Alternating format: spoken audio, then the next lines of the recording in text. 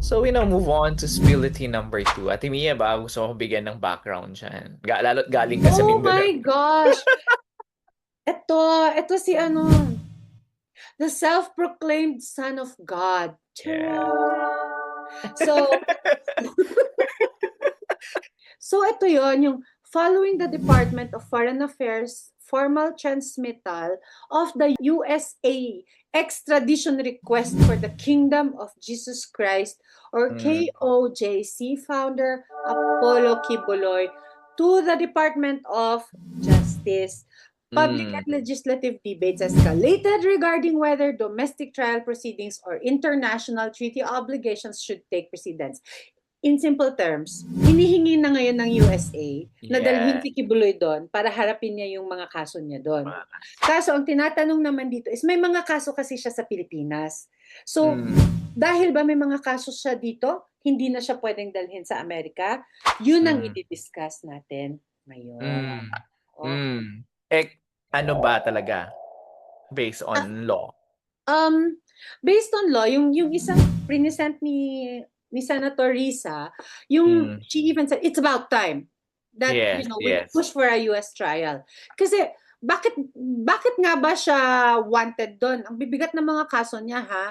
Pero Mhm. etong ang sabi ni Senator Risa, who chairs the Senate Committee on Women, Children, Family Relations, and Gender Equality, sabi niya, prinipraise niya yung sinabi ng Amerika na papuntahin na doon. Kasi it's about time na daw talaga that he answers Mm. for the crimes that he committed there sa jurisdiction ng Amerika. Mm. Ngayon, first of all, bakit ba kasi siya wanted sa Amerika, okay?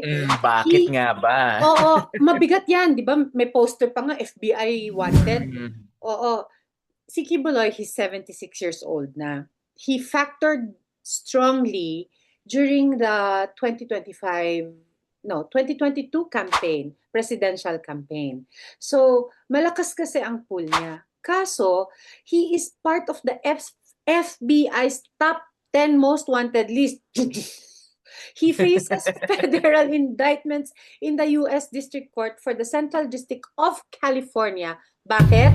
Ito, sex trafficking of children, sex trafficking by force and coercion, bulk cash smuggling, and marriage fraud.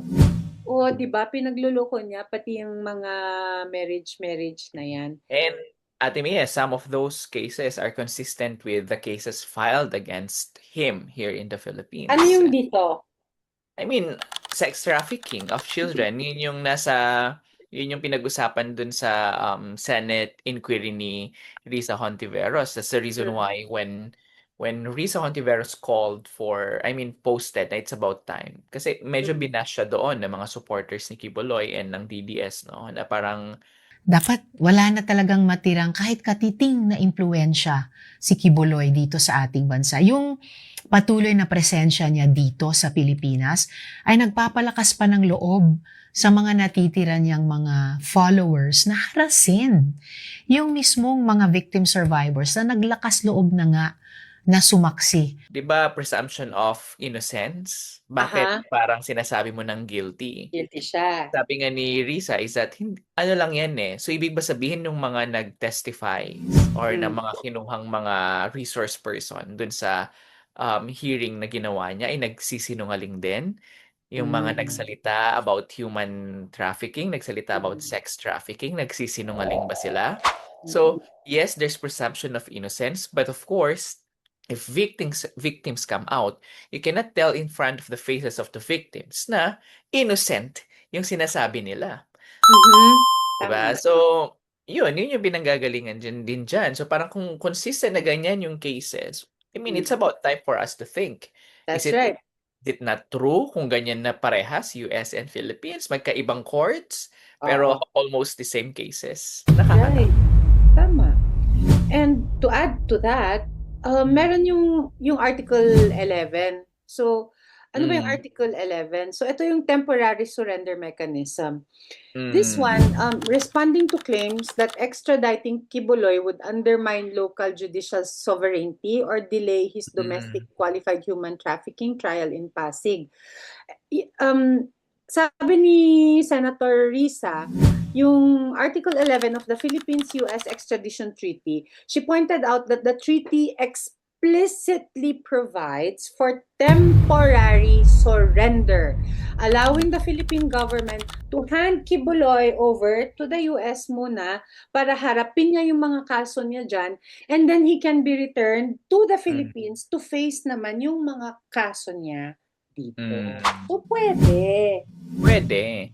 And that's actually justified also dun sa tinatawag nating PD 1069 Ah, na it's just a process. The DOJ will petition a local court for an extradition order applying Article 11, which will guarantee that victims in both jurisdictions receive due process without dismissing his local non-bailable detention. ayun. So, hindi porke papupuntahin siya sa States, makakalimutan na yung mga kaso niya dito. Yes.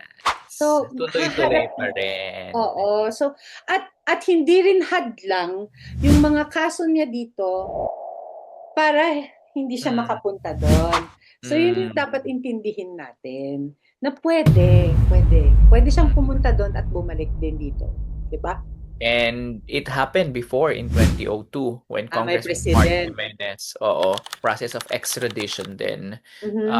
At it did not parang compromise yung cases niya here in the Dito. Philippines. Yeah. So, ano ang ating stand dyan, Mon? Ang stand natin dyan is that if it's really needed, then we must support. Because kung may victims siya dito, may victims din doon. And if we can try yung lahat ng cases niya while doing both, then we must do it. Because ang tagal na ng kasong ito, ang tagal ng wanted ni Kibuloy in US at ang tagal nang lumalabas sa mga victims here in the Philippines. It's really about time for him to like face justice. Ngayon kung ang claim ay innocent siya, di harapin niya lahat ng kaso niya here and abroad. And let the courts decide if he's really innocent or not. Huwag niyong isampal sa mga biktima na parang inosente pa siya kung ang dami ng mga biktima who came forward and tell the world na biktima sila, which is not easy. Masusunod naman ng due process dyan. So, that's right. I agree with your stand, Mon. So, let him face the music. Yeah. Music. Biglang sumayaw. But